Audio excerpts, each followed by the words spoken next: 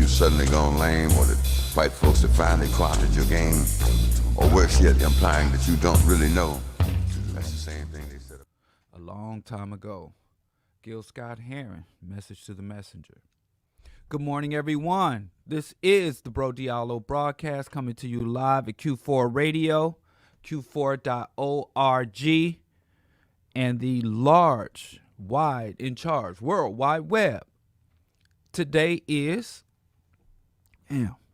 April 3rd in the year of your Lord, 2023. I'm coming straight out of the city of Chirac, state of Illinois, in the United States of America, on the over-ravaged, depopulating planet Earth in the misnamed Milky Way galaxy. I'm very happy to be here. I don't know if you can hear it in my voice. I feel like I'm losing my voice. I was out in the garden for hours yesterday and Sunday afternoon, and I had to dig this little garden trench, and I built a new one of those sheet metal garden bins. I've been seeing them around the city for years, and I normally make my garden bins out of wood, reclaimed wood, and I decided to level up, and I got me one of them corrugated sheet metal type bins, the coated ones. It looks really nice. It's a lot easier to work with. And when I did it, I thought to myself, damn, what have I been working with this wood and these L brackets? So hopefully this will be the last time in a long, long time that I'll have to do that, because, you know, wood is a natural substance, and it starts to warp and it starts to erode. And you know, it's you know, I'm just glad to say I'm off the wooden garden bin game, and now I'm up to the metal raised bed gardening. So, you know, I'm going to be planting in that new bin some marigolds, some organic cucumbers, organic tomatoes. I said I was going to maybe plant some, my wife won't let me plant carrots this year. She said they take too much space and too much. But anyway, urban gardening, urban agriculture, grow everywhere all the time. So I don't care where you live, how congested your city is, you should be growing. It's therapeutic. And then I'm here telling y'all growing is therapeutic, but I'm a little under the weather this morning because, like I said, I was out there in the cold, and I went out there and it was like in the 50s. But then, you know, the sun started to set, it got cold. I put on a jacket, but I woke up this morning like, man. But it's all good. It's all gravy. I'm going to talk for as long as I have a voice. And if I don't, my voice runs out, I can sit here and just play Gil Scott Heron for the rest of the day, which is all right with me. I'd rather listen to Gil than my own voice. So if my voice does go out, we just going to roll with some Gil Scott. But y'all giving me suggestions? Nastrium to repel pests. Okay. I'm going to write that down here at the top. Now, I don't really, now with gardening, with our old farm, we had a huge farm plot over there at Hales Franciscan School. They have a huge land plot, and we took a section of it to grow a garden. And we didn't have much problems with pests. And we had rabbits and we had squirrels coming through and even some possums. But I never really fought off the animals like that because it was enough for everybody. It was enough. I mean, except one time the squirrels, we grew corn, and they just didn't leave nothing for nobody. But normally our tomatoes, even the watermelons and peaches and stuff, they come there, they take their cut. They tax us.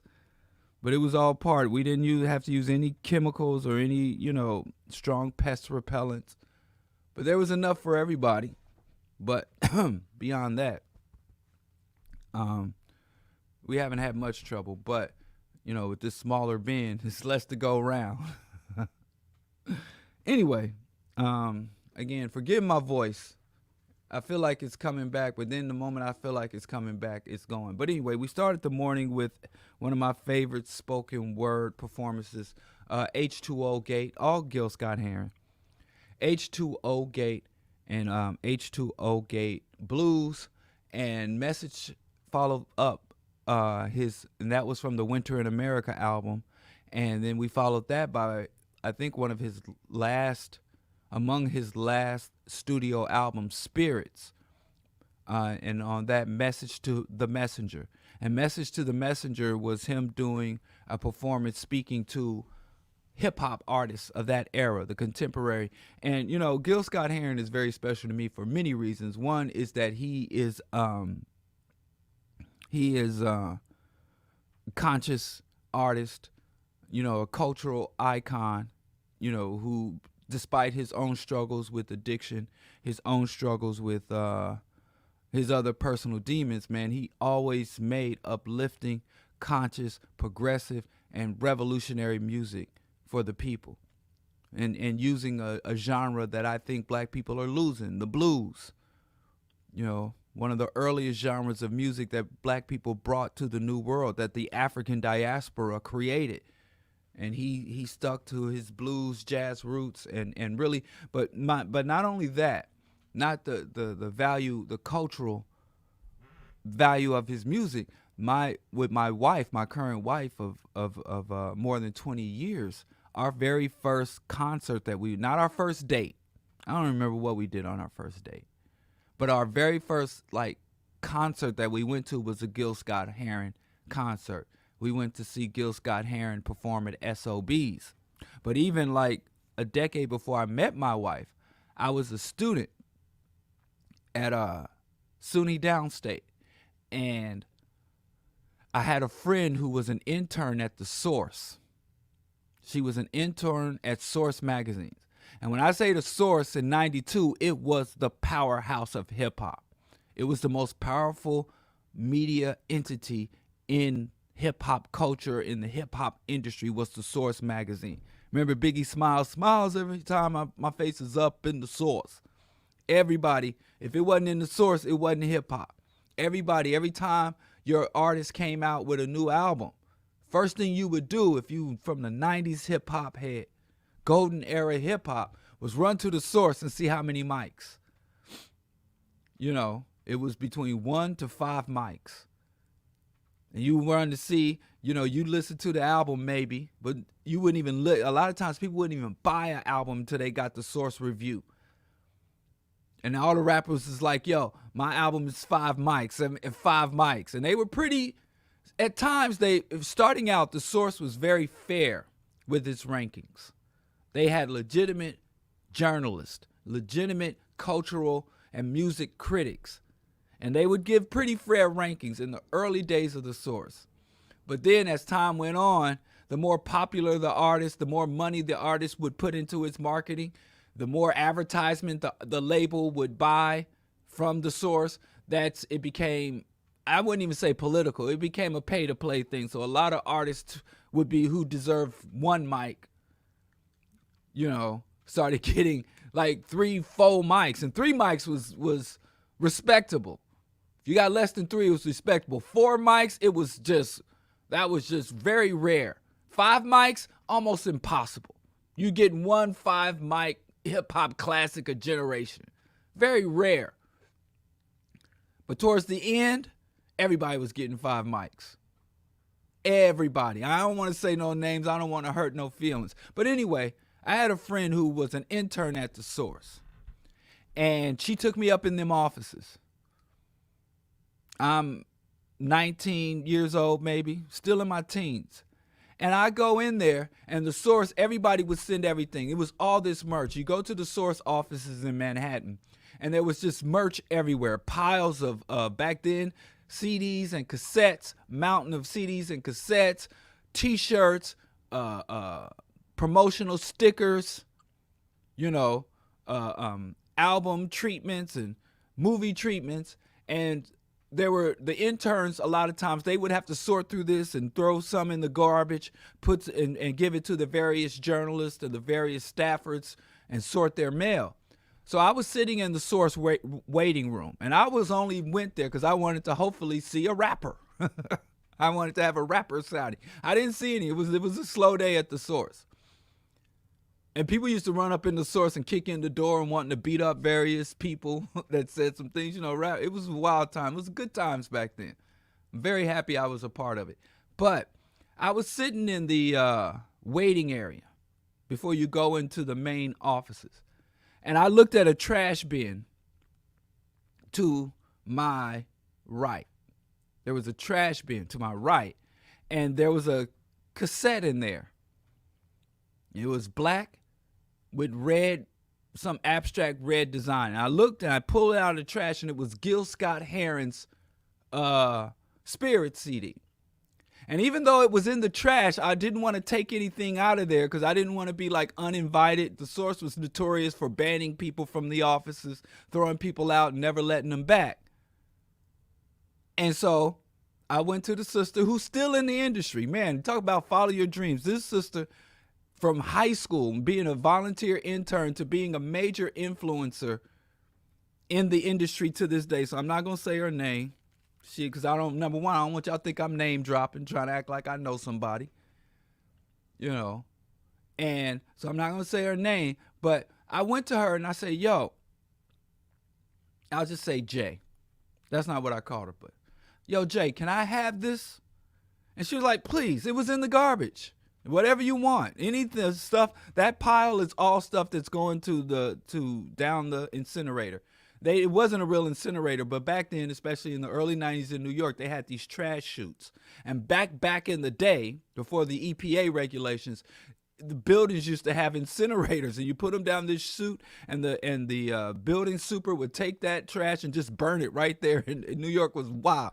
So it was still, for years after they stopped incinerating trash like that, they still called it an incinerator in the large buildings. It was just a trash chute, and you put it down the chute, and instead of putting it in the apartment I lived in, this huge building I lived in New York had one, a trash chute, but they bag it up and put it out on the curb and let the people haul it off to a landfill. But back in the day, they just burned trash in New York right there. So anyway, she's like, throw it down the incinerator. Shoot. So that's all garbage. So I took that Gil Scott-Heron. It was a lot of other shit in there. But that was my very first Gil Scott-Heron album that I personally owned. Because I'd been hearing Gil Scott-Heron all my life. Because everybody in hip-hop was sampling Gil Scott-Heron. Boogie Down Productions. The government you have elected is inoperative. The day begins with a grin and a prayer to excuse my sins. I can walk anywhere I choose because everybody listens to the BDP crew. That song, Tribe Called Quest, everybody I listened to in the early 90s, late 80s was sampling Gil Scott-Heron. So I was a liner note reader. I get an album, I sit there and read everything, who his credits. So Gil Scott-Heron, I was extremely familiar with it, and I didn't know he was still alive, let alone he was still putting out albums. Like I said, this is 92, maybe 93. And so I took it home, popped it in my cassette. I just had this boom box. I put a cassette in, and man, I played that album over and flipped it, played it, flipped it, played it, flipped it, played it. And I'm like, that's it. I'm getting everything Gil Scott-Heron produces. So I ran, as soon as I got my little check from the student center at Downstate, I got my little check and I got on the subway, the Manhattan-bound 2 train, and I went to Broadway in Manhattan, where they had Tower Records. Normally, I would go shop at a black-owned record store on Flatbush Ave. They would hook me up. They didn't have no old school Gil Scott-Heron. They only had contemporary music. So I got on the train, went to Tower Records, went up to, I think, second, third floor, and there were the Gil Scott-Heron CDs. And they were all in Japanese writing. The album titles, the back, all of it. It was all Japanese writing. I'm like, what is this? So all of Gil Scott-Heron's, he was living in Harlem at the time. I didn't know none of this. It wasn't no internet. Now you could just Google your favorite artist and see what they have for breakfast. You can see you could really penetrate the lives of the artist nowadays. It wasn't no internet. If you was lucky, if you had an email address, you was like a nerd. You was way ahead of the game. Back then I was still sitting down writing letters home to my peoples, to my homies, sitting down handwriting letters, getting postage stamps and mailing that shit. But I looked and it was all the CDs all had Japanese writing on them. I couldn't even read it. I just knew it was Gil Scott from the picture. And not only that, the discs were like $40, $50, and $60. $40, $50, and $60. I'm like, what is this? So I asked the smelly, village rat that worked, the kind of people that worked at Tower Records back then, like, yo, why is this CD, the average CD is maybe $8, $12 maxi CD. Why is this CD $45? And they were like, well, these are Japanese imports. The music, you can't get it here, so we have to bring them over. So that's the markup. There's really no U.S. source for Gil Scott-Heron music. And back then it was Flying Dutchman label, which was owned by some other label and all that. So Gil Scott-Heron wasn't making no money off his music. Gil Scott-Heron wasn't making money off his music. He wasn't getting paid, and his materials had changed hands so many times. So I'm like, God damn, I was expecting to walk up in there, buy 4, 5 CDs. I'd get like 1 CD every other month. And I would go there as soon as I'd save up enough money. And I'd run to Tower Records and cop another CD. But it took a long time. It was painful because I didn't have no money back then. I had no money. $40, man. That was my food budget for the whole damn month. So I would set aside money. But anyway, I felt it was worth it. And every time I'd run to Tower Records and get it. Now that's changed. Now there's a new American distributor. Years later, you could buy reasonably priced Gil Scott-Heron. They got sold off again. And then maybe about a year after that, I saw a flyer, Gil Scott-Heron at SOBs. And I'm like, damn. So I went to see him, and it was everything I expected it would be. And Gil Scott was a lot like Sheun is now. It's like 50% music and 50% lecture, commentary. It was really good. But it reminded me when I went to see Sheun perform for the first time, Sheun Kuti. It was a lot like Gil Scott-Heron.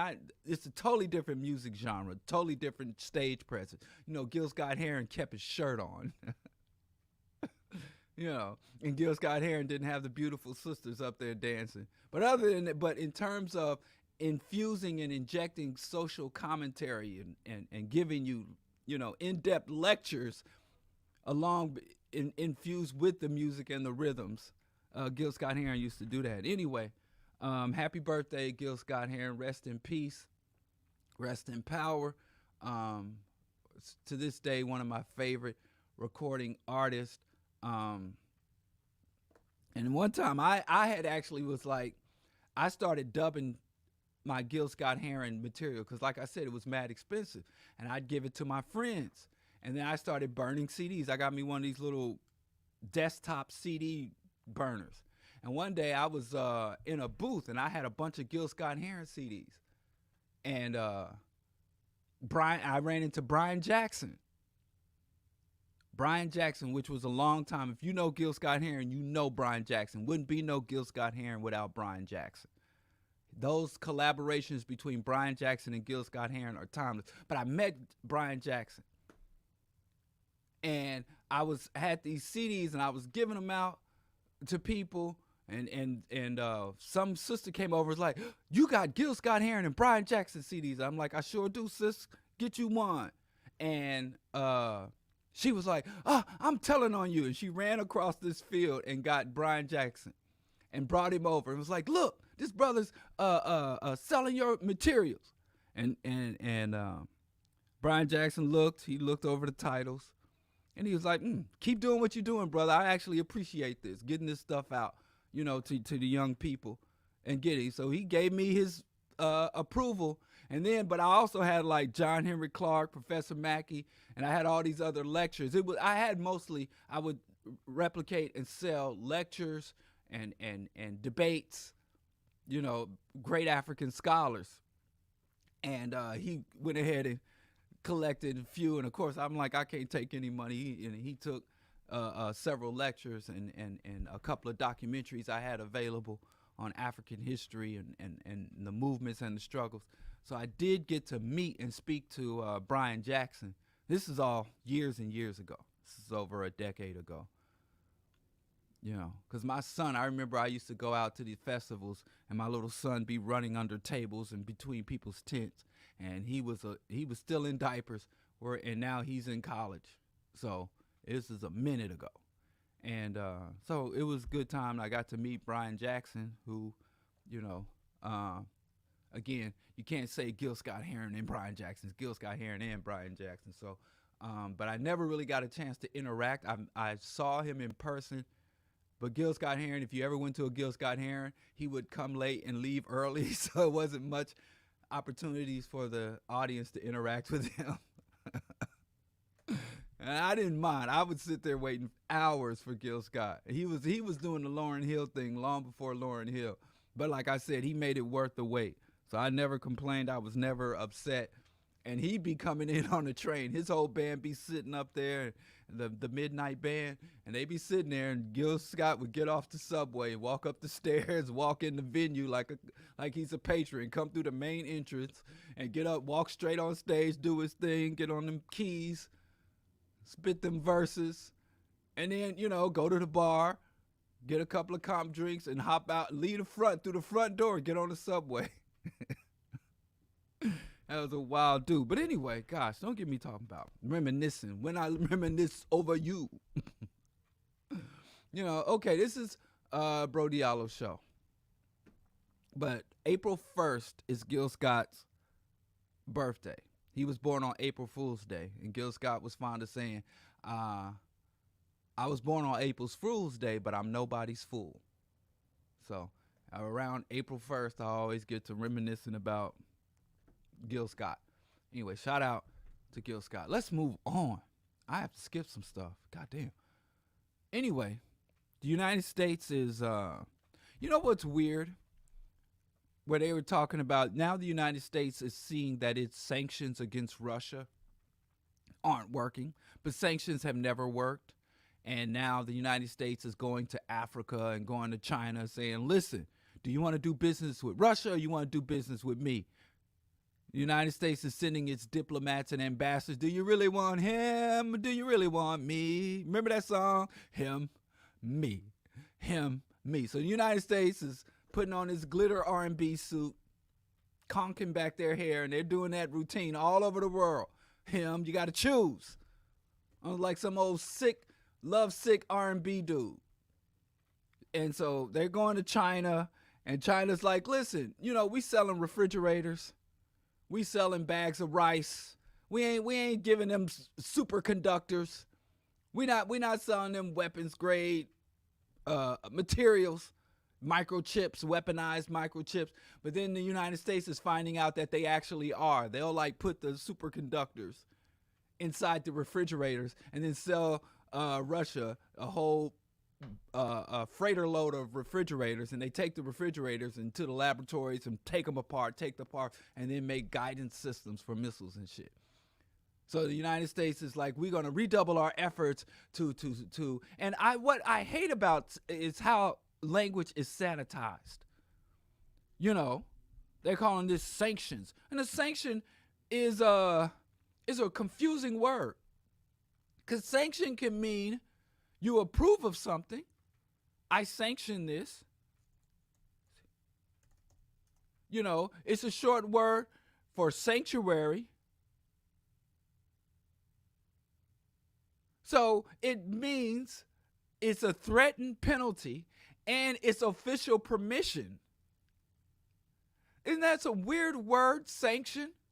I could say, listen, I sanction the Pan-African Revolution. That means I fully support and give my full solidarity with that. It's approval, but it also means penalty. This is a stupid ass fucking barbarian language. So the United States says, oh, we're going to sanction Russia. They really should call it like a blockade. They should call it, they used to call it embargo, or the trade embargo. But that means an ugly word. This is how they do you. They would say, well, we're going to create an embargo against Cuba. But before they called it embargo, they called it a blockade. We're going to create a blockade around this country. We're not going to let anything out or let anything in. And you see how they're doing, used to do that shit Genghis Khan. Genghis Khan would roll up on a village, roll up on a kingdom, surround the kingdom and said, anybody come out, we're going to cut your head off. And any merchants, anybody try to bring anything in, we're going to kill them too. Nobody can get in, nobody can get out. Genghis Khan used to do that shit. And they would call it a blockade, but really back then they call it starving out. We would starve out our enemies. Starvation as a weaponized starvation. And it's just funny to me how they go from, okay, we're going to create a blockade, we're going to do an embargo, but now we're going to sanction Russia. And we all just sit here while the United States, this is not a tactic of just, people like, well, this is an act of war, this is a war. No, this is an act of genocide. They had 20 years of sanctions against Iraq. More than 60 years of sanctions against Cuba. And I'm going to stop using the word sanction. I'm going to say blockade. Embargo. And it's just wild to me. I mean, I'm against it. I oppose it. It's illegal and it has never worked. The United States will literally sit here and have its own operatives, have its own agencies, the United Nations and other humanitarian bodies will sit there and say, the sanctions aren't working. The only people suffering from the sanctions, here I am, the only people, but that's the language they use. Because if I say blockade, you might think I'm talking about something else. But it's all the same thing. And they're going to, after another decade or two of imposing sanctions around the world, starving people out, they're going to come up with a different word. And we're going to start using that word, and all the meaning and all the gravity of the act is going to be removed because we change it. We love using sanitized words for white people's atrocities. Privilege, supreme, gentrification. Now, if gentrification is happening in a country the United States is against, it's called ethnic cleansing. Displacement. Oh, they're just building communities in Gaza, the West Bank. The country of Israel is just building little communities, expanding little communities. No, they're displacing. Genocide. Who y'all think y'all fooling? But I guess everybody. So the United States is sanctioning Russia, sanctioning Cuba, sanctioning North Korea. And the leaders in North Korea ain't missed a meal, even though their citizens right now are on the brink of starvation, massive hunger, massive malnutrition. People in North Korea, to a person, are almost a foot shorter than their brothers and sisters in South Korea due to sanctions being starved out. The Gaza Strip, the West Bank is being sanctioned by the United States because there ain't no Israel. There's no such thing as Israel. Israel is the 51st state. It is a proxy state of the United States government. And it's so funny. People believe Israel runs America as opposed to the other way around. Oh, my gosh. And so this is just like one of the most horrendous and cowardly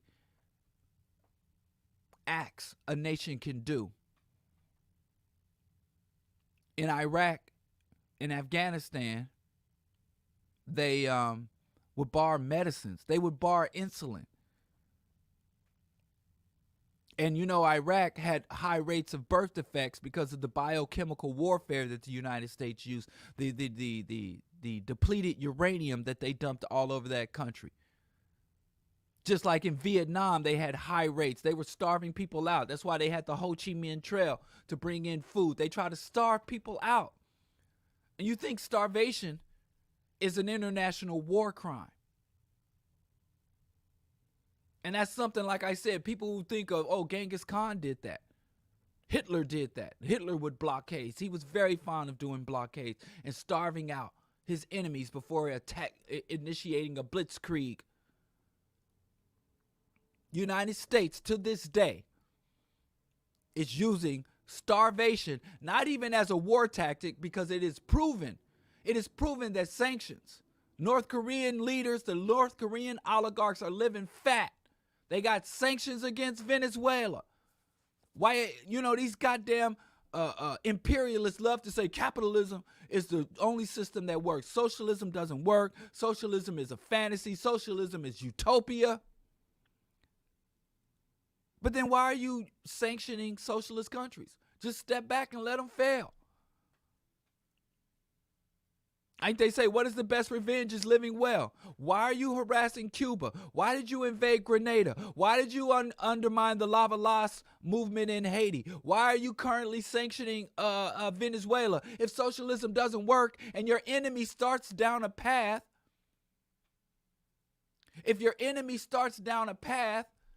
that's going to cause them to crumble, why stop them?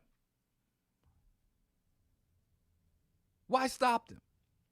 If socialism doesn't work and then your enemy says, well, we're going to have a socialist economy, you're like, oh, great. I could just step back. I could take my hands off. You're never going to make it. I could back it on up. But the problem is socialism does work. And so if they allowed a country to freely engage with socialist economic development, socialist economic practice, what will happen is the neighboring countries, Jamaica will look at Cuba, Trinidad will look at Cuba, Panama will look at Cuba and be like, damn, healthcare, schools, clean environment, people free and healthy and got an abundance. The resources are justly and equitably distributed amongst the people. I want to do that.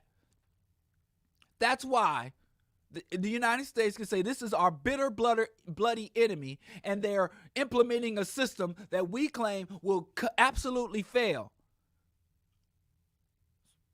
So you want to save your enemy? Why are you fighting against communism and socialism if it doesn't work? If I had an enemy that was going to engage in a system that is guaranteed to fail, I'm going to get out their way if I don't help them. But the problem is they know socialism works, and they know that if socialism was freely allowed to be developed, to be implemented, to be spread, people will volunteer and sign up for socialism and reject capitalism that day. They can't afford a good example. So the United States imposes blockades, embargoes, sanctions, and sabotage. It's not even enough. Because a lot of times when the United States says, well, we're going to put up an embargo, we're going to starve you out, they were like, fine, we'll produce independently and internally. So they don't just do that. They send in the jackals. They send in the operatives. They start to pay Uncle Toms and sellouts within those spaces, the gangs. And they will funnel money and weapons to right-wing factions. So it's not even enough to say we're going to cut you off. We're going to cut you down. And then they turn around after all these machinations, after all this illegal imperialist sabotage and subversions, and turn around and be like, see, the chaos that capitalism, that socialism causes. You see, it's weird. Socialism is like a bomb magnet. Every time a country goes socialist, it seems like bombs get attracted. It is a starvation tactic. The only people that suffer are the children, the poor, the working class people, The rank and file members of the society are the only people that suffer. The elites often get stronger. Because when people start starving, when people have less and less, they start looking to the higher power. And they look to the church and they look to the government. So the very government you were trying to topple with your sanction becomes more powerful and increases. And not that I'm trying to say, well, I'm mad at sanction because it's ineffective in overthrowing governments, because the United States has no legal or moral or political justification for overthrowing anyone's government.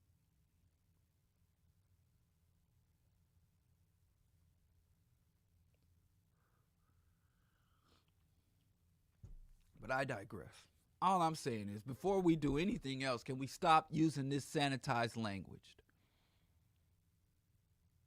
We should stop using this sanitized language for the atrocities that this country does.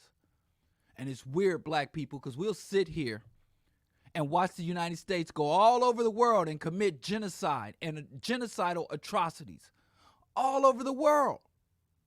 And we sit here cozy in the United States. And I say it every time it crosses my mind. If you see your nation, if you see your leaders, if you see the elites doing something abroad, it always comes home. That's just how atrocities and crimes work. If you're out in the world doing abuse, you will do abuse at home. Now, we grasp that when the high rate of domestic violence, cops run through the black community all day, 7 days a week on the clock, beating, harassing, demeaning, and dehumanizing members of our community. And those same cops go home with their blonde hair, blue-eyed white, and kick the shit out of their wives. Because the mind just can't shut off.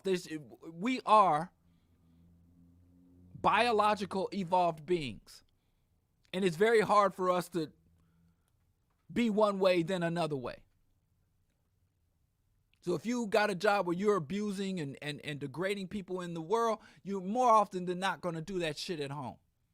And it's the same way with the government. We think we safe in this country. We got black people, whole black movements based around not solidarity with the world, the victims of U.S. embargoes, the victims of U.S. blockades. I'm going to stop saying sanctions. I'm going to stop. Every time I think I stop saying white privilege, I say white pathology. I stop saying white supremacist, white supreme. I say white aggressor. I stop saying global white supremacy. I say white hegemony, white domination. I'm going to stop using sanitized language for white people's atrocities.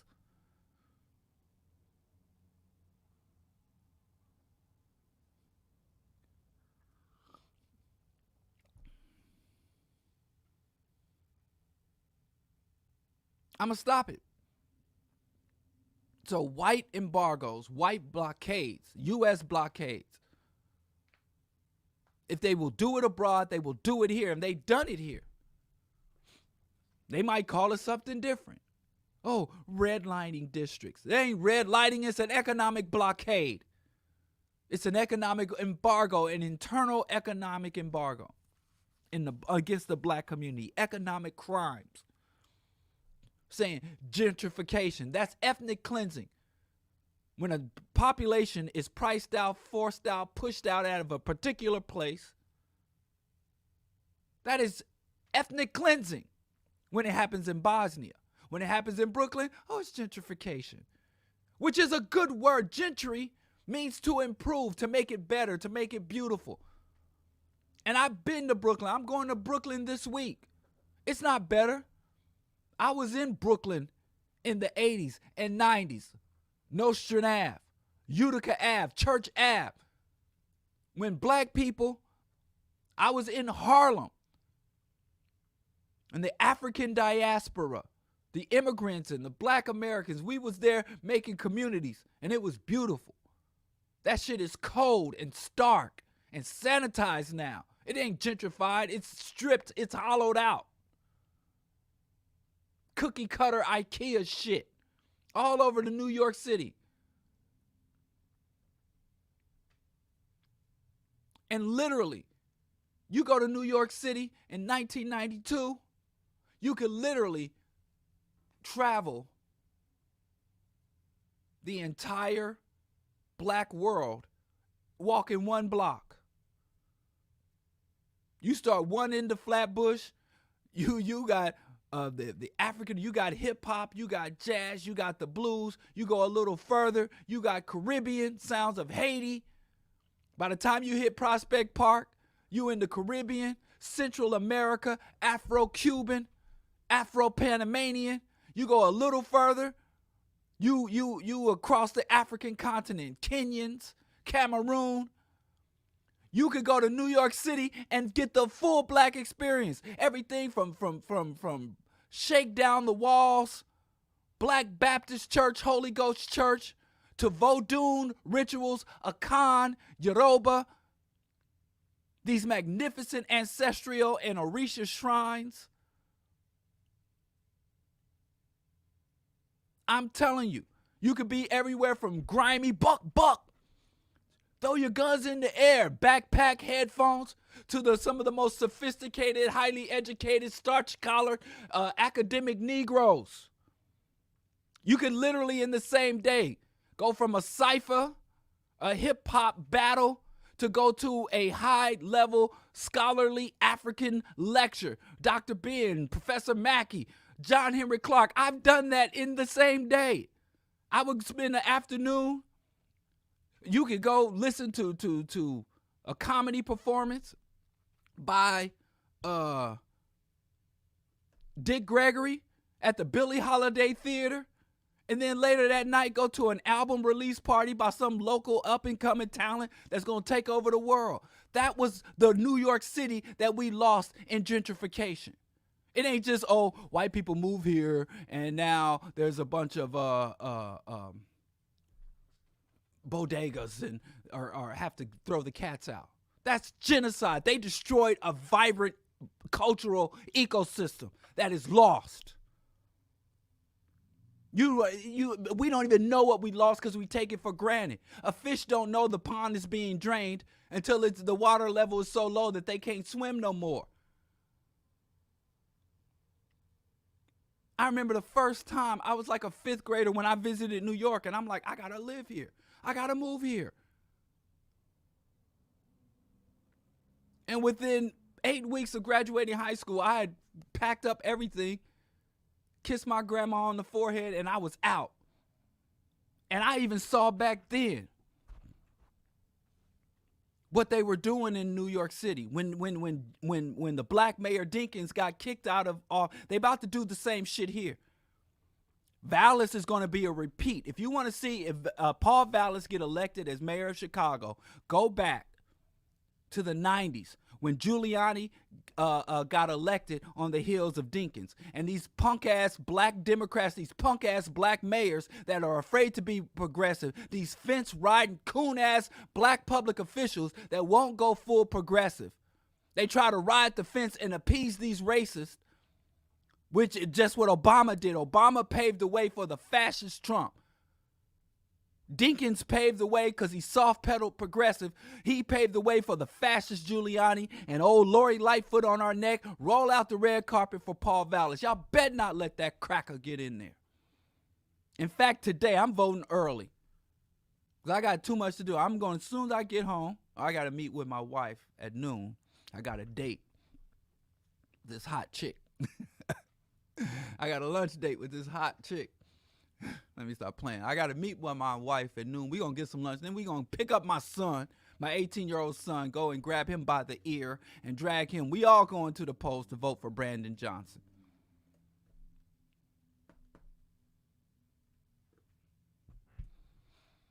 But we lost a lot with that ethnic cleansing of New York City. We lost one of the greatest cultural incubators African people had ever created outside the continent of our mother continent.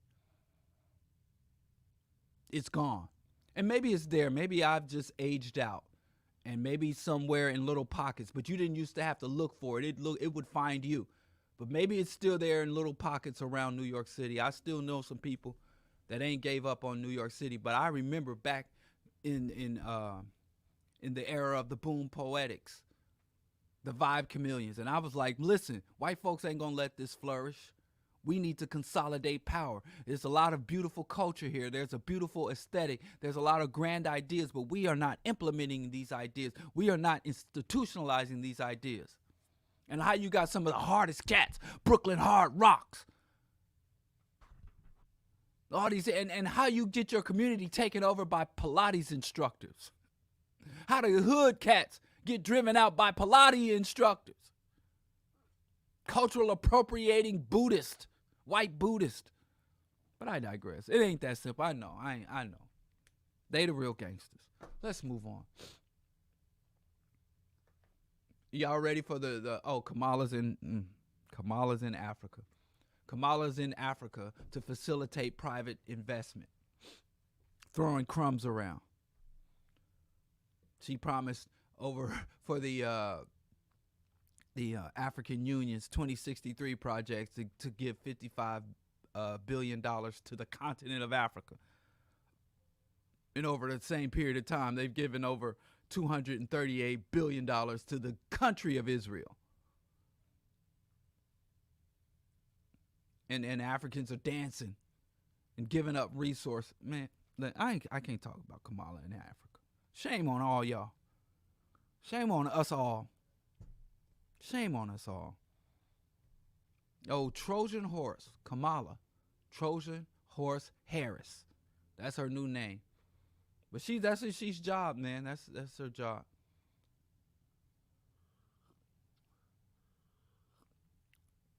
I'm talking about New York was the epicenter. Yes, I know New York was the Empire State. I know Wall Street. I'm talking about the black community, and there was a black community in Chicago, in New York City. White folks did what they did. You know, they do that everywhere. The whole planet is an epicenter of white racial capitalism. You can't tell me that culture wasn't there. You can't tell me they birthed hip hop. You can't talk about the reggae, the dance hall of the 90s, the sound system, sound clash, all up in Queens. Please don't deny it. Of course, white folks do what they do, and we do what we do. Like our ancestors, what do you say? Making something out of nothing. Africa is inside me. What happened to Arrested Development? I loved Arrested Development. Even when they was getting Grammys and selling out, I loved them. And then I turn around and Speech from Arrested Development is on here, you know, trying to sell the community Jesus. Y'all didn't heard about that, right? He's gone full Jesus. The guy who wrote Fishing for Religion. The guy who said the government's happy with most Baptist churches because they don't do a damn thing to try to nurture. Brothers and sisters want a revolution.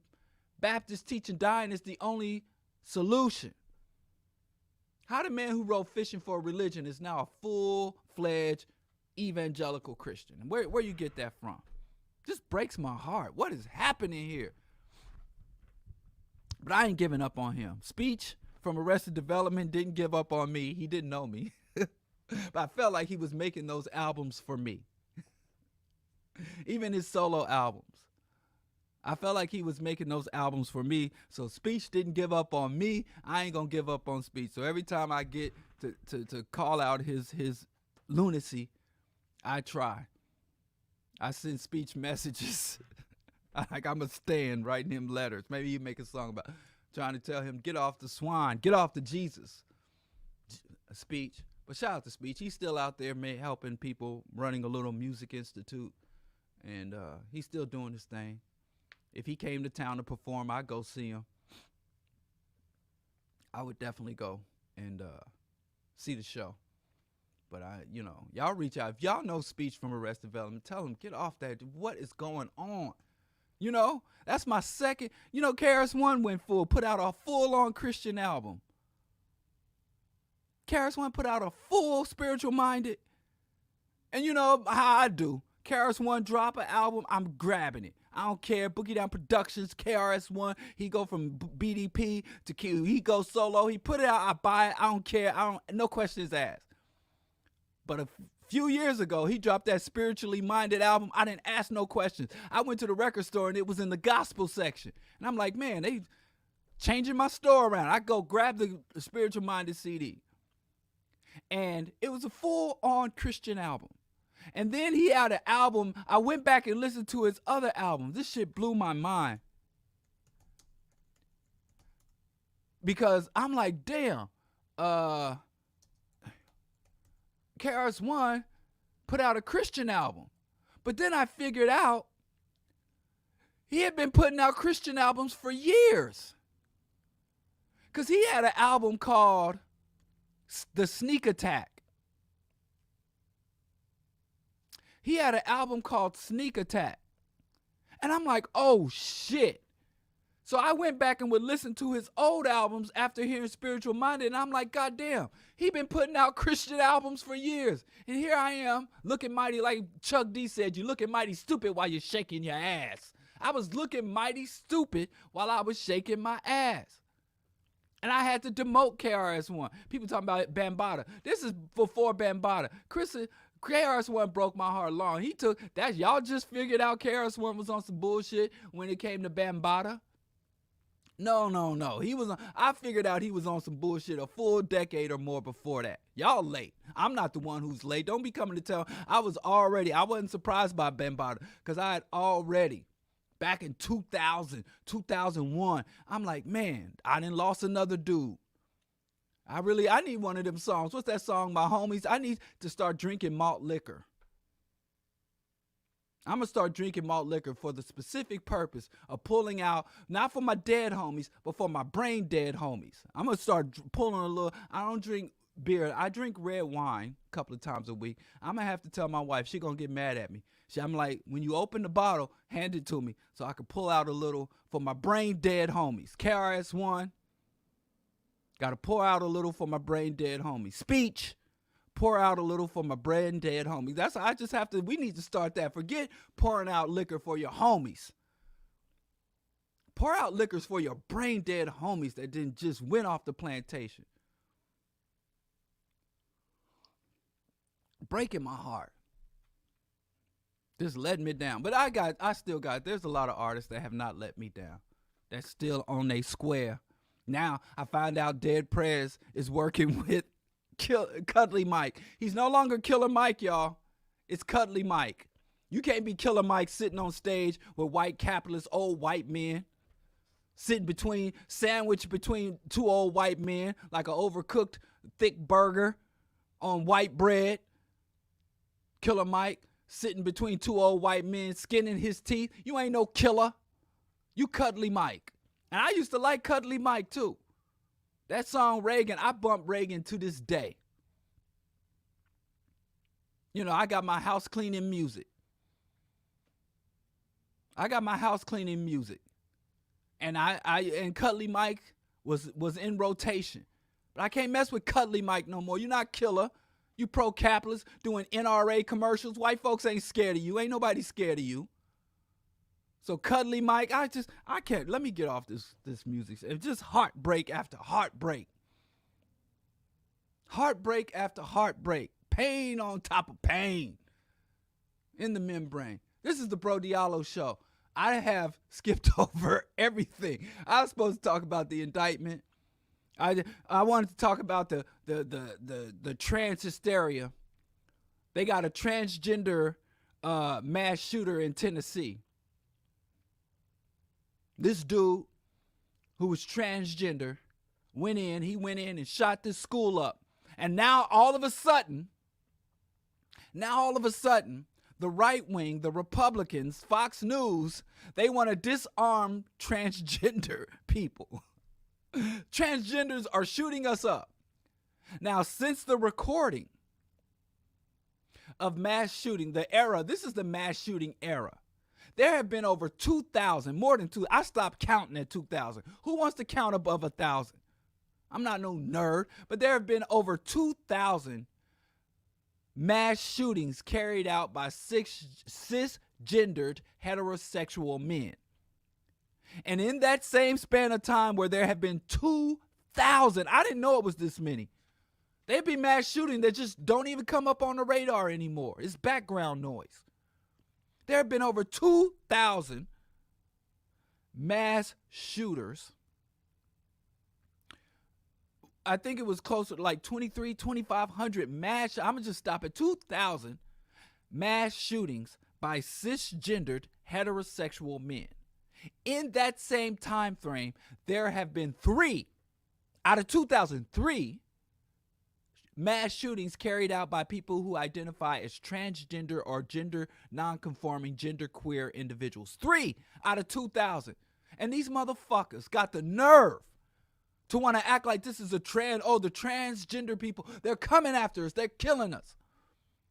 And they think this is a license to start misgendering. This is validation for taking away the civil and human rights, denying gender-affirming care, repression, repealing gay marriage. These 3 shootings out of 10,000. Like, I'm all for, listen, if somebody commits a mass shooting, let's examine, if we're going to examine their sexuality, their gender identity, their politics, their religion, Christian terrorist, I'm all for it. But we got to do it for everybody. Let's do it for everybody. Why, when is it just the person's religion is only relevant when they do some atrocity if they're Muslim extremist? They ain't heard the word Christian extremist nowhere. So yeah, don't just wait for it to be a member of the LGBTQ plus community. Don't wait for it to be a Muslim. Let's call it out every time. Let's every headline tell the political affiliation, gender identity, sexuality of everybody who commits a mass shooting. And guess what you're about to find out? It's our side that's doing it. So when you take an incident where 2,000 of the people are in one camp and 3 of the people are in another camp, that's a rounding error. But they really running with this shit. The bugger got no shame. The bugger got no shame. I thought I was losing my voice. I am. Oof, this is not pleasant. I think if I take this scarf off, I'll just collapse. This is the only thing holding me together, y'all. If you're listening on the radio, Q4 Radio, Q4.org. If you're listening on the radio, I got me a scarf on. I don't normally sit here in a scarf. I'm not trying to be fly. I'm not trying to be vain. I'm not trying to stunt on y'all. This is the only thing holding me together. The only thing that is giving me any type of, because not feeling well. I don't know. I guess I go home, get some of that bush medicine. My wife cooked me up and stirred me up some more herbal concoctions, more practicing medicine without a license. Anyway, where are we at? I wanted to talk about the mass shootings and the gender hypocrisy and the gender politics. I wanted to talk about the Missouri, but I ain't got time. Maybe I'll come back to that. Or maybe let's just stop here and listen to some Gil Scott-Heron records. You know, I put on some green tea, lighted incense, and a couple of candles, and we all kick back and listen to some blues. Wouldn't that make a better morning? Y'all, no, we're going to keep going.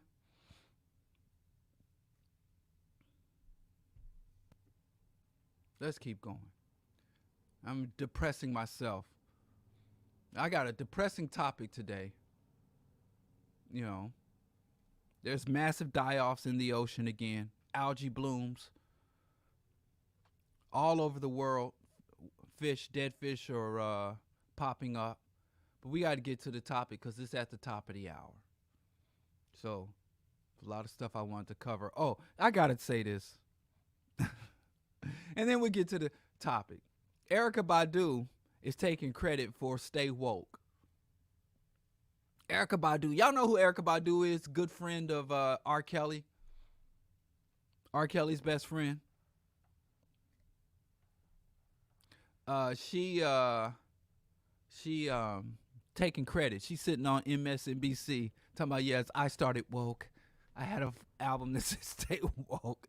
But I was going to go off, but people was on that shit. Everybody was on it. I don't even have to say nothing. But, I mean, again, if a black person is hustling white people, you're supposed to let them do it.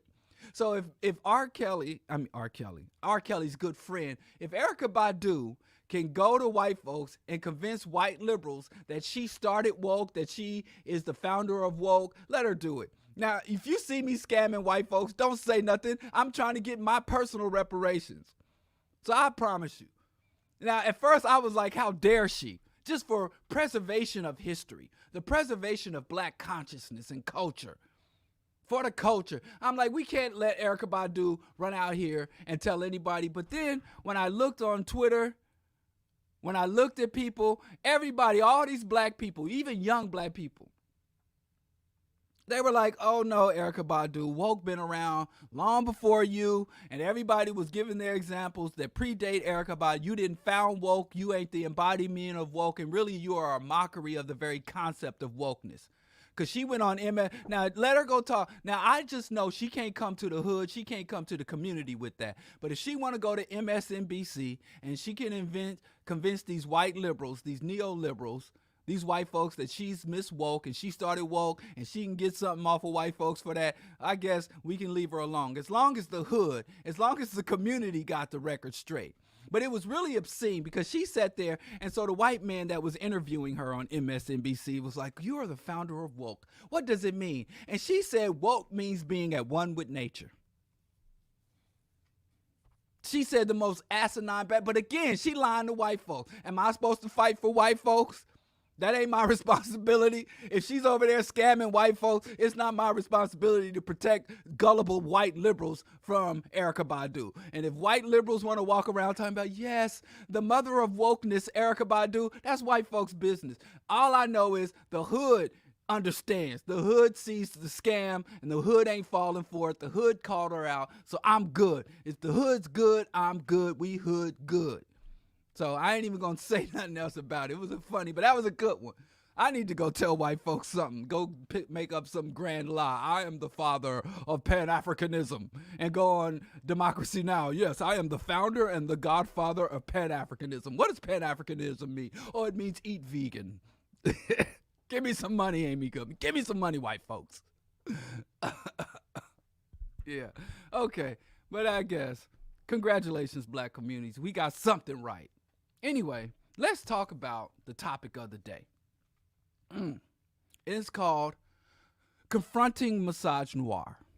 And the reason I wanted to talk about Confronting Misogynoir, because I have so many shows talking about black men and black men struggles, black men and this and that. But, you know, I personally,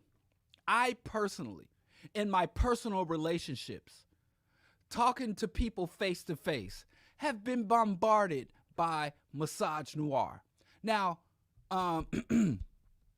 misogynoir. Now, I'm speaking as a person who held to and had to work over years to dissuade myself, to purge sexist positions and attitudes from my own point of view.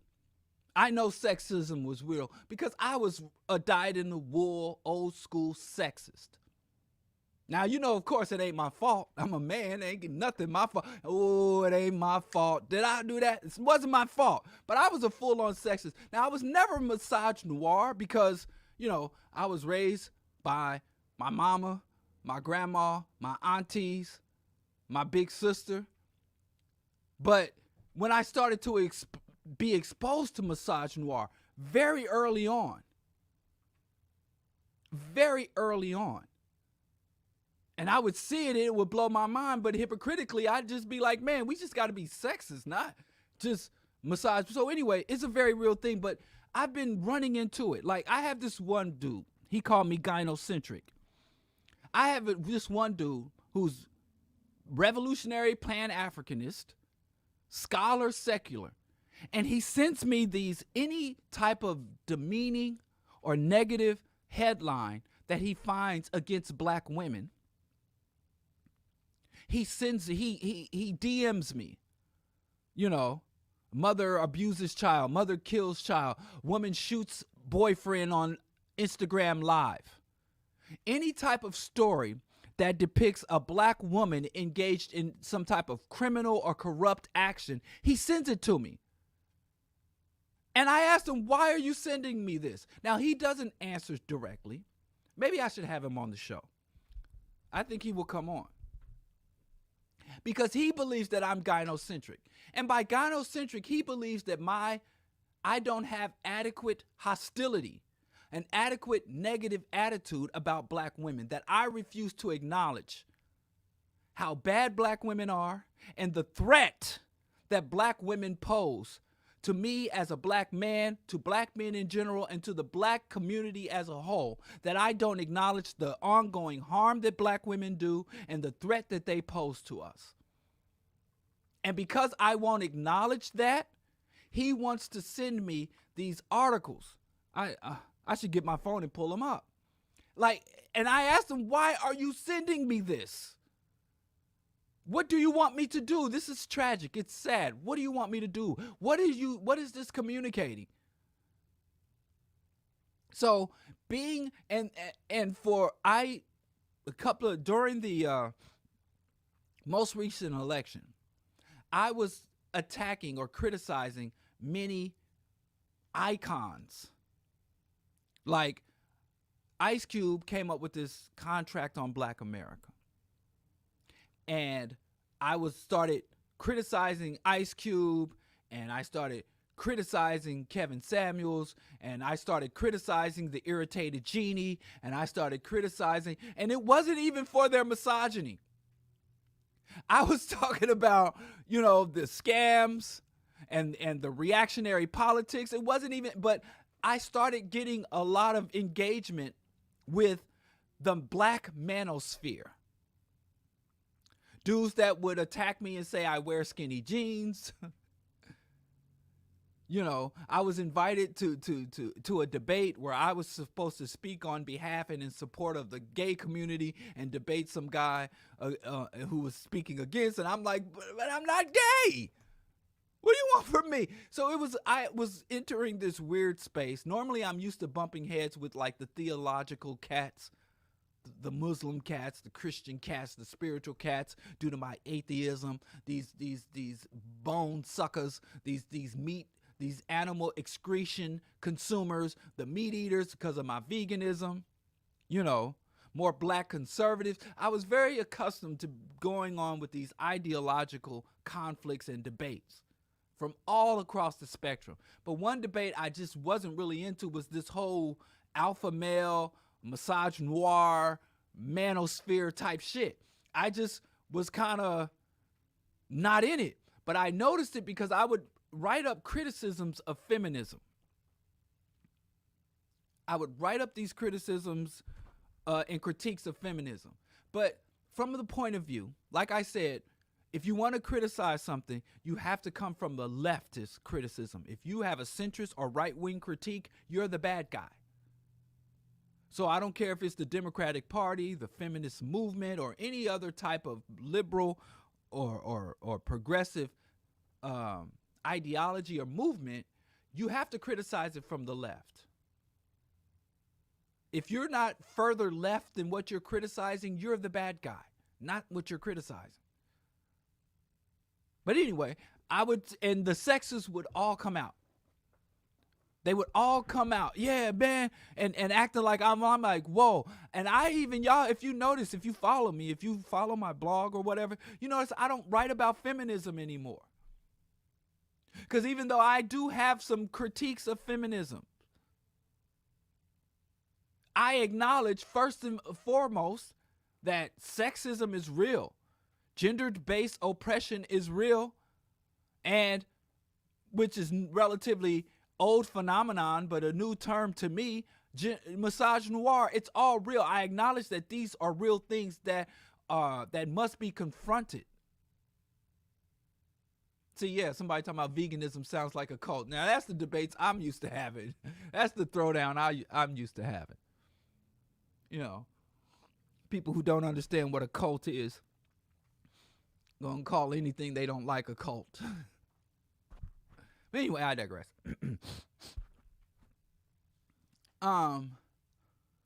So anyway, it was just a weird space that I see and I watch it evolve. That Sotomayor, before Sotomayor came out as full coon, and I would be like, how does this guy have a platform? How can this guy just maneuver through the black community? And then Tariq Nasheed will come out and say shit, and he maintains an audience. Brother Polite was arrested and charged with raping an underage girl, and this dude's still out here supporting him. Corey Holcomb is starting a movement to free R. Kelly or some crazy shit. And Bill Cosby, everybody, all these brothers claiming that Bill Cosby was on the cusp of doing some grand act on behalf of black people, and that's why he is being taken down by the system as opposed to him being a self-admitted predator. I'm like, shit is crazy, and it's only getting worse. So in confronting misogynoir, I think the first thing we should do is define what misogynoir is. And based on the evidence, because the first thing I was confronted with when I posted this, that I wanted to just talk about misogynoir, somebody called me a simp. I've been called a simp so much. I prefer gynocentric.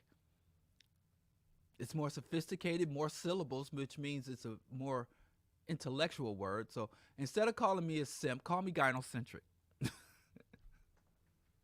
Because that's what the dude that sends me all the black woman horror articles called me, said that I'm gynocentric. I take the side of women too much.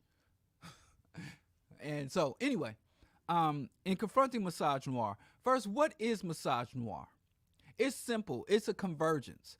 This system that we live in is racist. And I think most black people with half a brain, if you're not Candace Owens or that level of sickness, if you're not Kanye West, you will acknowledge that the United States, in its culture, in its economy, in its governance, in its history, is racist. Every element, racism infuses and dominates every interaction of this society. So it is racist. The system is also patriarchal. It just is a textbook definition patriarchal society. You know, and these things, I can't really go into it. You know, it's a Christian society. It's dominated by Judeo-Christian. And so Judeo-Christian is a aggressively, unapologetically Christian. It's patriarchal. And it is sexist. It's sexist. It's sexist. So if you are black in this society and non-males in this society, you are subjected to what I have come to call compounding oppression. Compounding oppression is when you are at the intersections of several institutional oppressions. There are certain institutional race, ability, like this is an ableist society. Hell, damn near a Malthusian level of ableism. It is an ableist society. It is a classist society. So if you are disabled, black, poor, queer, or gay, or transgender, if you identified as female or feminine, and that's what a lot of black men, they have to acknowledge. You don't even have to be a woman to be subjected to the hatred that women deal with, because if you are a man who is feminine, or even if you don't identify yourself as feminine, if you, in your own self, in your own identity, you are the manliest man that ever manned, but if your peers, if the greater society deems you inadequately masculine, then you become subjected to ridicule and attack. Now, if someone does not acknowledge, regardless of what your position is, even if you support, even if you are a racist, if you are a reasonable racist, if there is such a thing, you cannot deny the historical record, the evidentiary record. Racism, sexism, patriarchy are all a thing. They're all a thing. They all exist. They are all entrenched in the academic, the political, economic, cultural, in terms of the music, the arts, the architecture, public policies, the healthcare system. medical research, scientific research. And I'm not just talking about we need more scientists, because more women scientists will not change this, because the institutional practice, the American Medical Association. So misogynoir is the inevitable, I think, and natural byproduct. Because when you have two of the most hated conditions, that of being black and that of being a woman in this society, how can we not have misogynoir?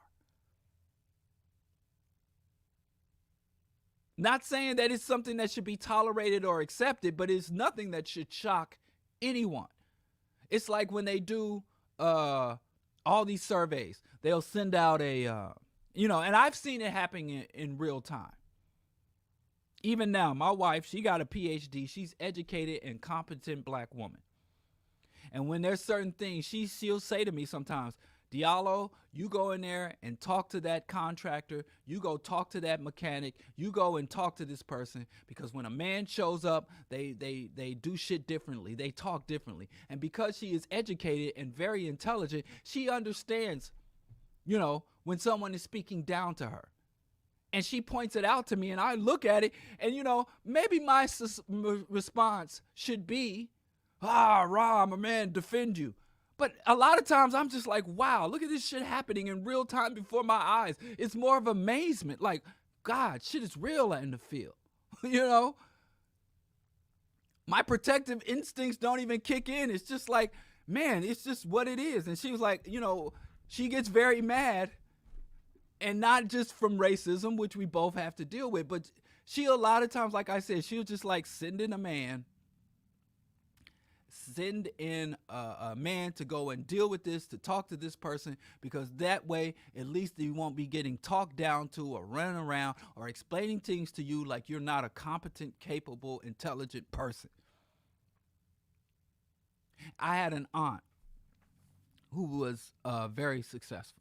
And I'm not talking about successful in this era. I mean back in the 50s, 60s, and 70s. It's actually not my aunt. It's my great aunt, my great grandparents' youngest daughter. And she had a company. And it was basically a conglomerate of black women. She used to produce this magazine called Black Women in Money Management. And then she had a newsletter called Black Women and Money Management. And I think it was like the company that owns like several magazines, that runs Newsweek and stuff. They came to her and said, we want to give you a full cover-to-cover, glossy, full-color magazine. We want to make a magazine out of this little popular newsletter. And this is back when a newsletter came in the mail, not online. And she was like, great, I can put out Black Women in Money Management and full glossy cover, and this is going to be great. This is long before old magazines, and, there weren't really any black woman published publication. You had Ebony and Jet, but that was pretty much it. And they told her, you have to take black women off. Just put women in money management. And so she's like, scrap the deal. And they were like, whoa, whoa, whoa. She's like, I'm not even going to negotiate with you. But even this woman, this self-identified feminist, when she started getting into certain ventures, they literally went out and hired a white front man. When behind the scenes, it was black and Asian women putting up the money. It was black and Asian women strategizing for the company's development. Whenever the the company had to go out and engage with the state or the government in order for licensings and approval and contract, whenever the company had to go and negotiate with contractors and developers and bankers for loans, they literally put a white man on the payroll to just go into these places with a suit on and read the script.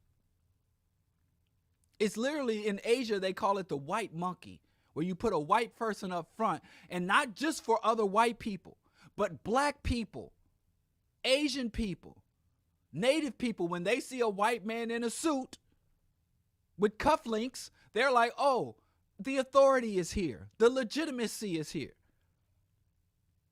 And so there's been a lot of black leaders, black people, entrepreneurs in the background who put up what is called, and there's a really good play. It's here at the Chicago Goodman Theater. I went to see it, called White Monkey. It's not a direct correlate, but this concept, White Monkey. So anyway, all that to say is, misogynoir is a very real phenomenon.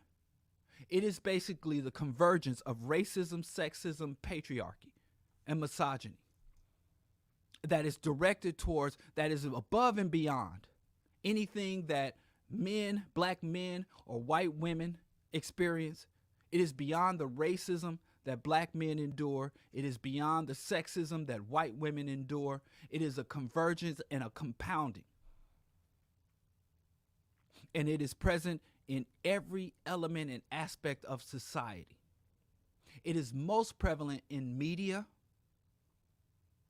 and that is the news media, that is the entertainment media.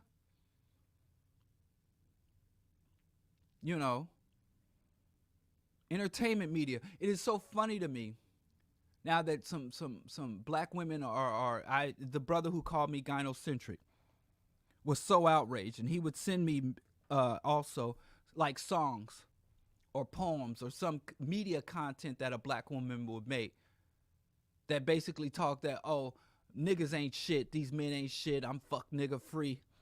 And they send me that, oh, you see that song by Megan Thee Stallion, or you hear what Megan Thee Stallion said about men or black men, you hear what Glorilla said. And I'm like, yeah, I did, but dude, we had a whole music genre. We got musical people that we are calling icons. Snoop Dogg, who showed up at award shows with black women on dog leashes. I mean, Too Short, biatch, what's my favorite word? I mean, I'm not even with the tit for tat. It's just like, I can't believe you're gasping and clutching your pearls and collapsing on your daybed, swooning, because some rapper said something. And now your moral compass is fully engaged. I hear some dude in the comments losing his shit.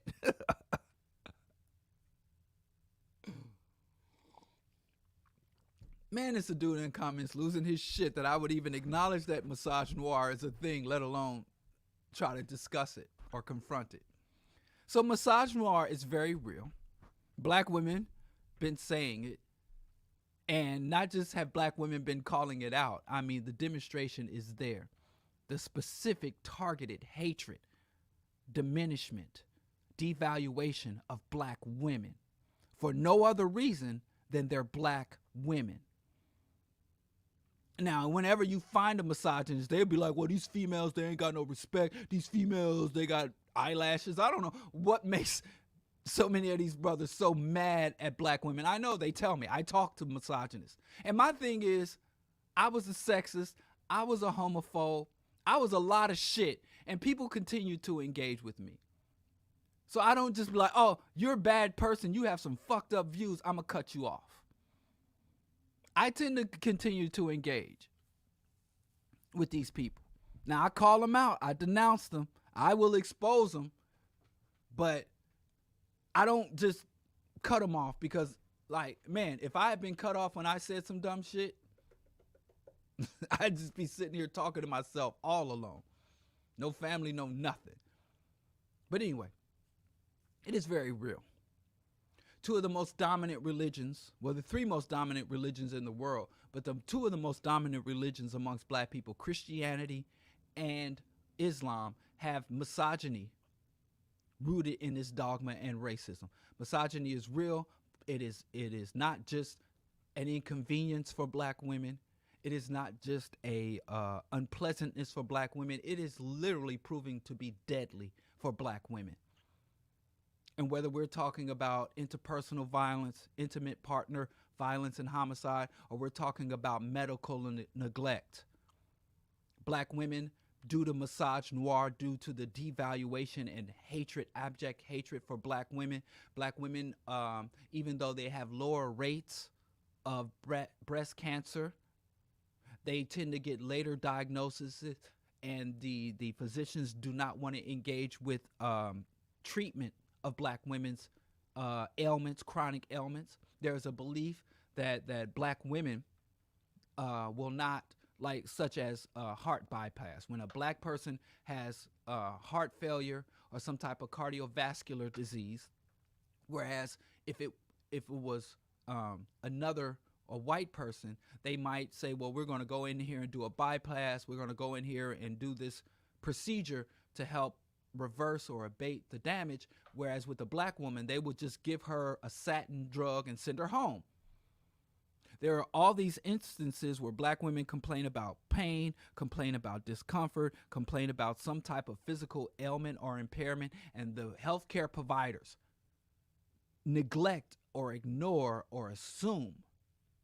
I have seen with my own eyes. I was at Truman Medical Center. A black woman came in and was like, I'm dying. There's something very wrong with me and I'm dying. And they put her on a gurney. They moved her in there and she was like, will someone please listen to me? I am dying. And the nurses and the physicians was like, ma'am, calm down. She wasn't even yelling and screaming. She was just like, something's very wrong here. And they put on an oxygen mask on her and pushed her into the back corner of the emergency room. And 20 minutes later, she was gone. She didn't even have an IV. They didn't do blood. They didn't do the normal workout that they normally do. They like just another loud, aggressive black woman. I've seen myself. That's why I'm not in the medical profession right now. And I'm like, well, I really believe that shit. Oh, you can change things from the inside.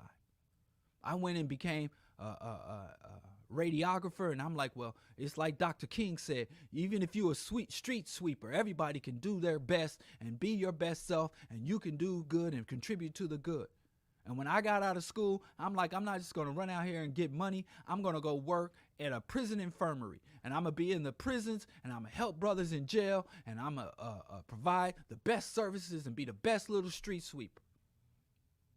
And when I was in jail, worked in infirmaries, I'm like, I can't be a part of this. So I quit that job. They begged me to stay. I'm like, I got to go. And I really liked working in there. But I felt like I can't just be in such close proximity to ongoing atrocities, and I have no power. Everything I do, every effort I make, I'm thwarted.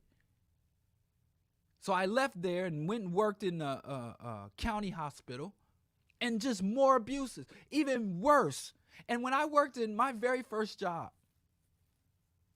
out of x-ray school was in a prison infirmary. And the prisoners would come to me and be like, man, the treatment we get in this clinic, because it was basically like they had built, it wasn't even a clinic, it was a hospital. Rikers Island was so huge that they had a full-on medical facility. I mean, they couldn't really do like invasive surgeries, but everything else. It was a full-on trauma center, full-on clinic, radiography suite, everything. It was old shit. It was like equipment from the 70s. It was old, clunky equipment, but it was there and it worked. But anyway, the brothers would tell me, incarcerated brothers, when they come to the clinic and they be there, sometimes they be there for days or weeks, depending on their injury and the treatment, they'd be like, man, this is better than the outside. The way they treat us in this jail clinic is better than the outside. And I would be like, oh, I appreciate that, brother. And I just thought the brother was like, I appreciate it because you're in jail. You get to the clinic and somebody's engaging and treating you like a human being. So I thought it was hyperbole. I did not believe him. But that was my first job out of school. Other than that, I was a student in hospitals.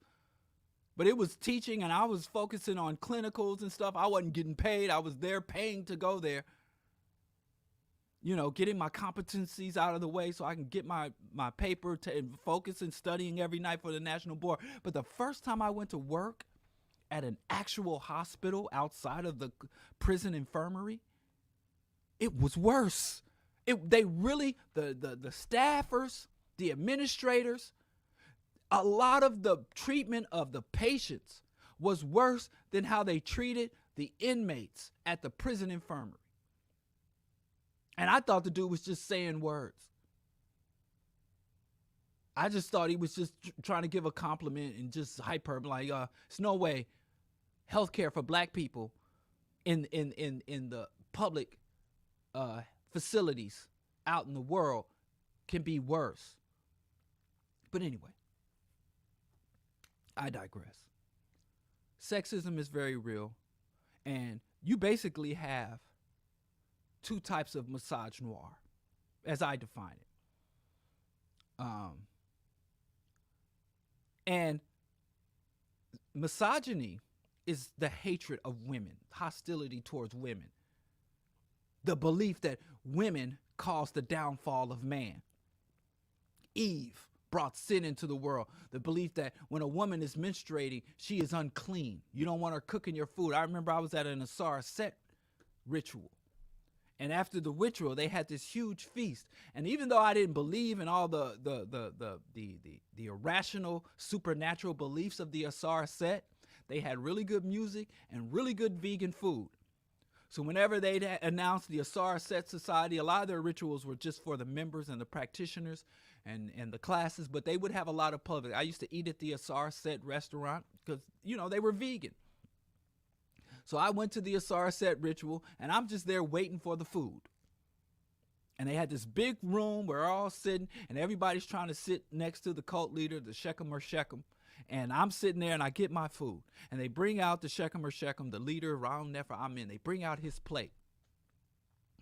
And we're about to eat. And then another woman runs out. He takes like 1 or 2 bites of his food. And this woman runs out and damn near slaps the fork out of his hand and snatches his plate up. And he's looking confused and I'm looking confused. Like, what happened? Somebody tried to poison the leader. And so I didn't know what happened. They took his plate back and he looked furious. And this is a guy, if you've ever been around the Asara Set, the Shechem is he exudes a calm presence. Just a mellow dude. As far as cult leaders go, if I had to be a cult member, I'd probably join that one. Right? But I found out later from a member, this guy who was a member, he changed his name and everything. He used to go to their retreats and he was a full-fledged Asara Set Society member. What he told me, I'm like, what happened? Did somebody try to poison Shechem? And he was like, no. One of his wives, I think he had 7 at that time, one of his wives was menstruating. And she was preparing food in the communal kitchen. And she didn't know that she was menstruating. I guess she had went to the bathroom or something, and then her cycle had started. And so she runs out into panic like, oh, Lord, I prepared the Shechem's food, and I'm menstruating. And so then one of the senior wives was the one that ran out there and smacked the thing out of it and was like, oh, Lord. And so even in this Afrocentric black cult that believes in God and goddesses is still caught up on the uncleanliness, Judeo-Christian Islamic bullshit about women and the menstrual cycles and the eternal curse. And that shit is found everywhere. It influences people to this day. But I say from misogynoir, which is very real, and it is killing black women, it is maiming black women, it is harming black children, and it's harming the black community. You have what I call external misogynoir, that are people outside of our communities, white people, Asian people, Arab people, non-black, non-white people, non-black, non-African people who hate black women. And many of them, Andrew Tate's, many of these external anti-black womenists have a whole following of black people who follow and sanction and support their bullshit. But most of the misogynists who hate black women, they tend to hate black people in general. There are a few who are just pure misogynists, M noirs. Let's call them M noirs as opposed to misogynists. But most of them, because they are also racist against black people in general, and their views and their hostile views are saturated. You don't notice it, but there are a few people who've become worldwide celebrities disrespecting black women. It's particular. What's that guy, Howard Stern? And that other dead motherfucker that came out and was like, oh, calling those black basketball players nappy-headed hoes. And people got outraged when that white man was called nappy-headed hoes. But I'm like, goddamn, he must be a ghostwriter for a lot of these rappers, because the disparaging remarks he made are akin to the disparaging remarks I hear in hip-hop all the time. But even more so is you have internalized or internal misogynoir. That means the hatred of black women emanating from black people. And it's black men and black women. Scheherazade Ali. Hatred of black women for no other reason than them being black women comes from other black women as well. Scheherazade Ali has toured the world promoting the fact, and I've read the book twice, The Black Man's Guide to Understanding the Black Woman. Back in the 90s, she was everywhere. She was on Donahue. She was touring the world. She was in every magazine. And men would show up and literally carry her on their shoulders. Not literally, but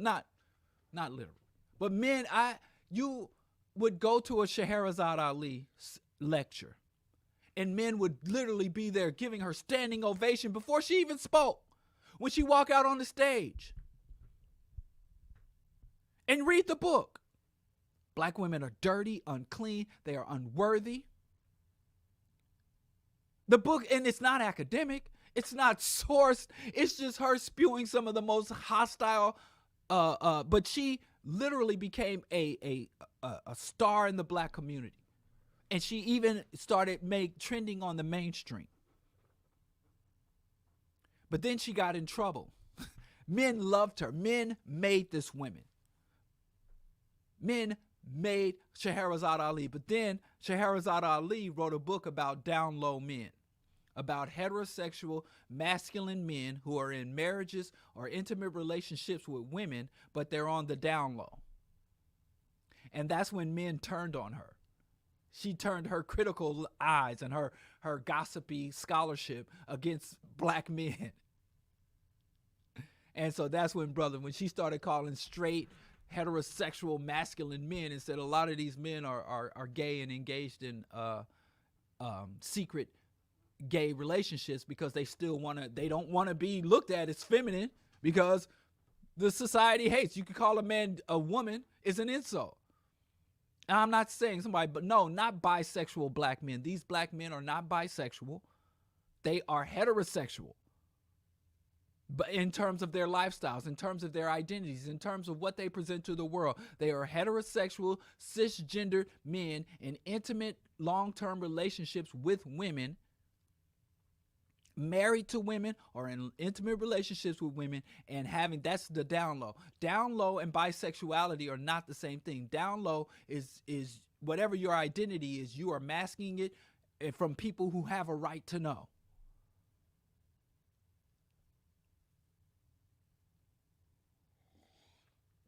And when she was talking and spilling the sisters' dirt and spilling tea, as we would say, on black women, and when she was disparaging black women and just saying some of the most absurdist and hostile things possible to black women, she was everywhere, touring the world, book signings. And I'm the type of dude, you invite me over to the house, I'm going to look at your bookshelf. And everybody had a copy of The Black Man's Guide. She wrote another book called The Black Woman's Guide to Understanding the Black Men, but sisters were smart enough. That book, you will find it nowhere. And sisters like, no thanks, Scheherazade Ali. I'm not taking relationship. Yeah, these are old events. Yeah, I'm talking about, this has been around for a while. Yes, I am talking about back in the day. But that download book is relatively new. Right? So, but there is this myth in terms of internalized. I'm just wanted to say there are black women, the outliers. And a lot of black men, if a black woman comes out, the pick me phenomenon is like, yeah, black women ain't shit. Black women ain't worthy. Black women are the worst. Black women bringing us down. The blah, blah, blah. When that happens,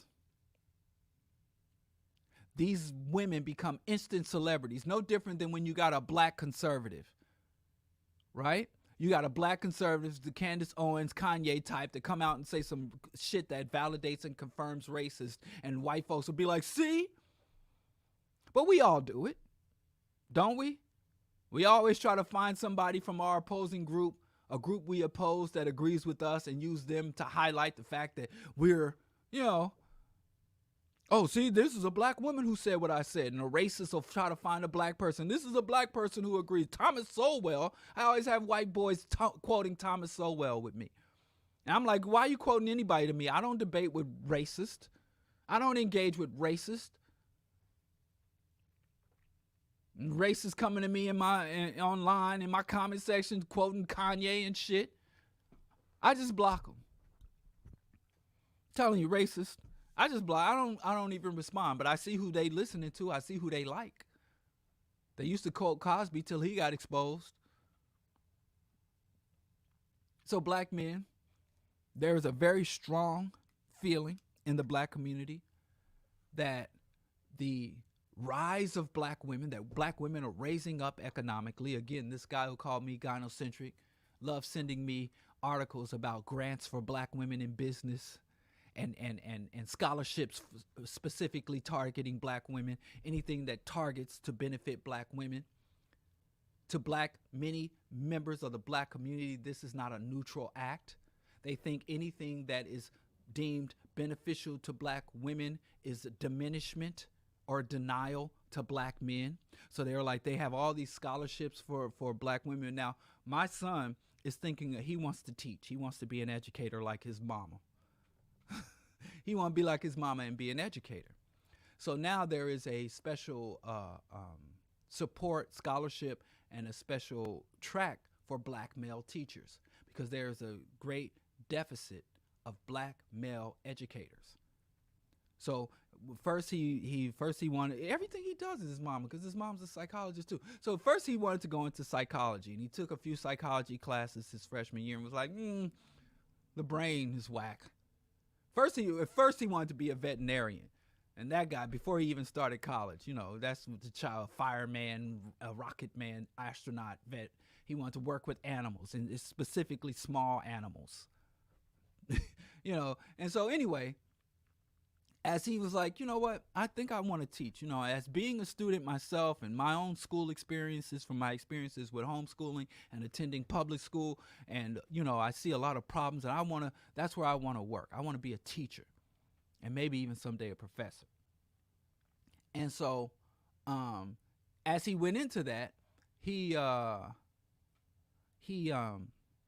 started getting all these like, a black man who's interested in being a teacher, because ain't no money there. That's why, white boys used to dominate teaching, and they were like, no money there. Now they all in the tech sector and finance. But anyway, so he started getting all these scholarships and all these type of people, and all these organizations are sending him letters, a black man who's interested in teaching. We need more black men in education. And I've never encountered anybody that, this is for the black man, giving this to the black man, blah, blah, blah, blah. But I have seen on several occasions, I got the receipts, that dudes are like, I had some guy, this other guy, that was in my box that was just sending me all these links saying black women are getting all this stuff. Black women get all these set-asides. Black women from the system. And they don't even get mad at the people who give the grants, who fund the grants, who write the grants, who implement the policy. They get mad at the recipients, as if black women went in there into a boardroom or into some Senate, state or federal Senate, and kicked in the door and was like, give me all these benefits and don't give nothing to the brothers. And I'm like, even if you mad about all these set-asides for black women in business, black women entrepreneurs, black women scholarships and grants, even if you mad about it, the sisters ain't the ones writing it, funding it, and controlling it. So if you don't even want black women to have what, they get mad at black women. I'm not speaking from speculation. There is a strong current that progress for black women means deficits and losses for black men. There are black men and women who feel that way, who articulate this.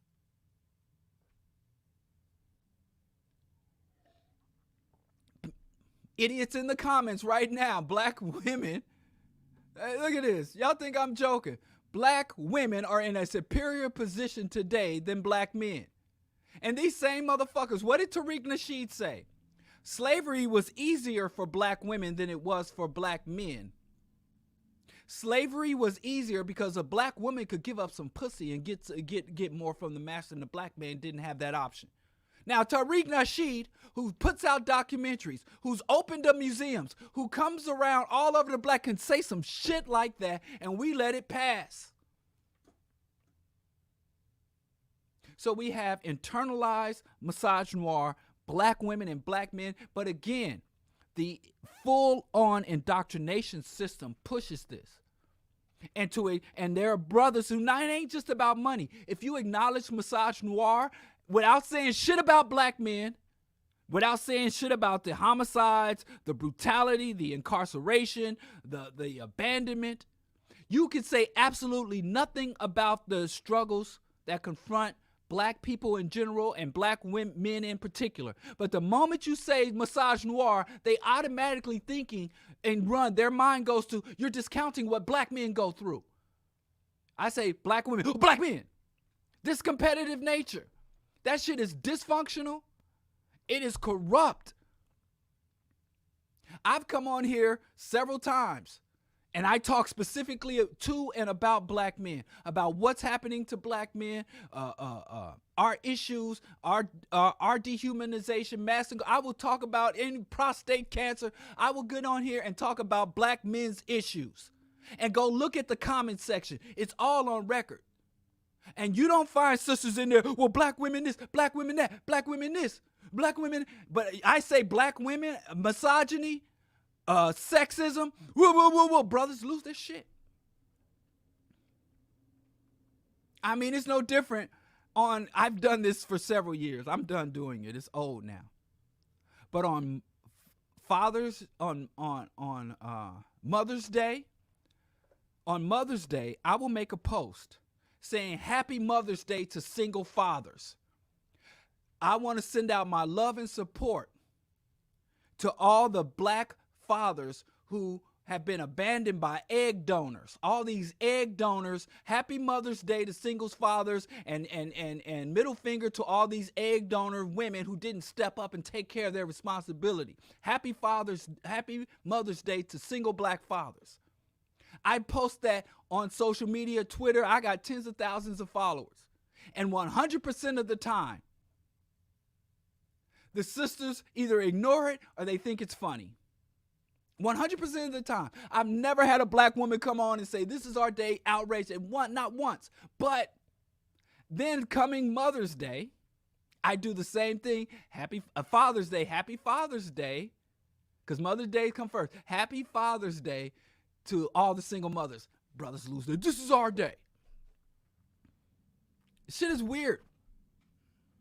Sexism is real, misogynoir is real, and things are getting worse for women. Even though y'all looking at billboards and all this, things are getting worse. Like I said, it's just not people having negative attitudes. It's not just people preferring to date white women. I don't like black girls, not willing to date black women, as if that's a deficit. You know, I commend you. If you don't like black women and you refuse to date black women, I believe that you are providing a vital service to the community. If you don't have love and appreciation and attraction to black women, by all means. I don't understand this whole phenomenon of getting mad at black men who date outside the race. Go with God. I don't understand that. That's a good thing. Because I sure don't want no black woman that has any type of hostility or negativity or dislike or revulsion for black men. What the fuck? I want her to be dating me or any other black man for. Let the black people who want black people have black people, and the rest of y'all go y'all way. And we should be opening the doors for them and allowing them to go freely and unobstructed. Go. But things are getting worse. As I said, it's not just about feelings and attitudes. Black women are being harmed and even losing their lives. A lot of this is, and I'm running out of time. I did want to talk about some, I'll have to come back. I think I'll talk about this on Wednesday. We're going to pick this up Wednesday because I want to talk about maladaptations and some proposed solutions about it. But I mean, this whole time, I'm just trying to argue that this is a real phenomenon that harms everybody who can be identified as black African people. Misogynoir is not limited to harming black women. It harms our community collectively, and it even harms men in several ways. So, that's right. But I got to wrap this up, y'all. We will pick it up again Wednesday night on the Rational Radical Show. We will do a part 2 of Confronting Misogynoir. Our guest host will be Skip Coon, who is another gynocentric simp. So if you want to listen to a couple of gynocentric simps on that show, please join us. And I don't think misogyny, sexism is an issue for black women that black women should be talked about. I think black men, we need to start talking about this. And dealing with the issues that confront black women specifically does not diminish or harm or detract from the issues that confront black men. Dealing with issues that confront black youth. There are issues specific to black youth. There are issues that are specific to our black elders. There are issues that are specific to our black LGBTQ plus community. There are issues that are specific to black disabled people. And acknowledging some of these particular targeted communities will only strengthen our larger struggle for justice. You cannot have a liberation or justice struggle that tells any member of the community you have to be quiet about the issues that target you specifically and sacrifice yourself for the greater good. That is not a good thing. That is not positive, and it doesn't work. The only viable struggles are ones that allow a space for everyone. Every successful revolutionary movement had women's associations, youth factions, elders councils that acknowledge the diversity within the struggle strengthens the struggle. The fact that there are a myriad of conflicting and converging issues within a larger black liberation struggle. Black liberation and black revolution is a womanist movement. Women's liberation must be a cornerstone of African liberation. If it ain't no women's liberation, there will be no black liberation. But we didn't even get into abortion and where that's going. But anyway, my time is up. We're gonna head out with "Ladies Song" by Gil Scott-Heron. If you haven't heard this song, go look up "Ladies Song." It's like Gil Scott saying, if you got nothing good to say, just let her go on her way. And I will see you guys Wednesday night, Rational Radical Show, with of course, yours truly, BroDiallo, and my guest host, Skip Coon. So, anyway, peace, and I appreciate y'all. And again, like I said, this is Ladies Song by, it's supposed to be, yes, Ladies Song by Gil Scott-Heron, who was a true womanist. And I also want to talk about feminism, my criticisms of feminism, and my opposition to the drive for equality, gender equality. The whole concept of equality has been greatly corrupted and warped. So we can do better than equality. We can have liberation. And how often the drive for oppressed people to be equal to those who oppress them can sometimes warp and undermine the justice, not advance it. But anyway, Ladies Song by Gil Scott-Heron. And I'll see y'all Wednesday night. For a very special lady